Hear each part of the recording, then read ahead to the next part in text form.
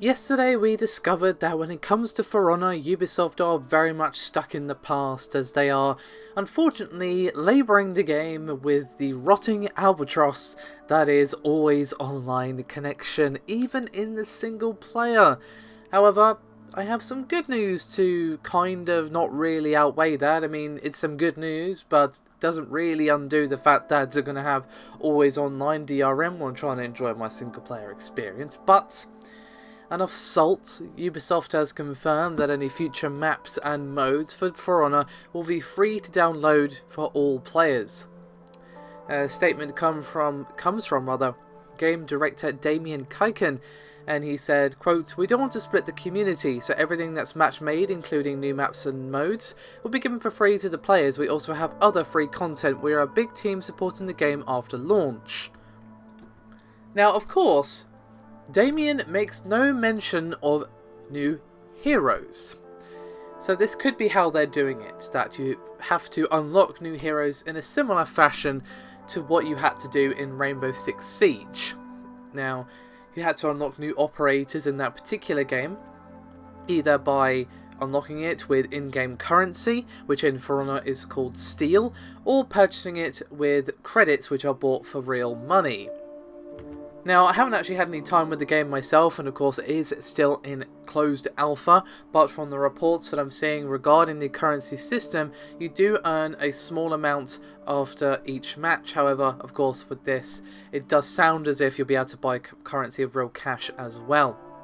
We do have a bit of a statement from Damien on this, which reads, quote, "On the monetization side, the idea is that we allow players to buy more steel. It's just a shortcut. Everything is unlockable just by playing the game, and all shortcuts are tied to progression, so you can't unlock an endgame item right away."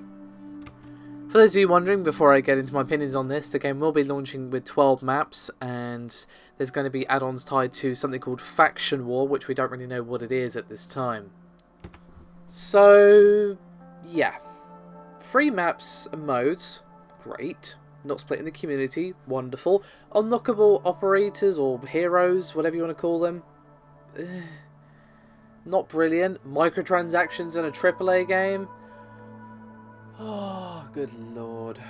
That's never going to die, is it? It's going to be here until I'm old and grey and whining to anyone who'll listen.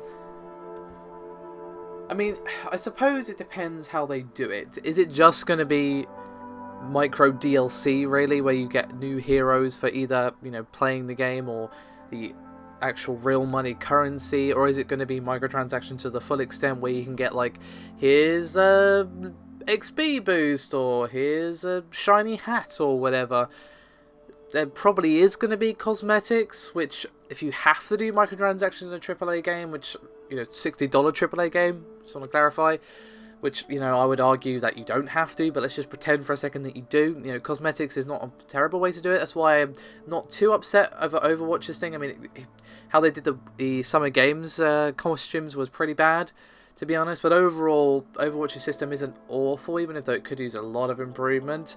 The base idea isn't awful, so, you know, if you have to do it, it's one of the least terrible ways. But we're talking about unlocking new heroes and assuming they can have new abilities. Maybe some heroes will be better than others.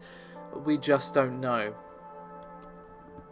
It's probably going to be not a strict upgrade, but different abilities and different sort of branches of, hey, you want to play as this really cool Viking or this really cool Knight?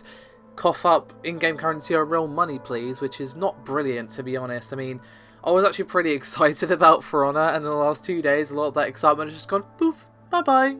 Goodbye, excitement. Won't see you again. Nice knowing you. Because, you know, you've got always online DRM and microtransactions and a full price game, and suddenly a lot less interested. I will still play it because, you know, it still looks like a good game. It's just been Ubisofted.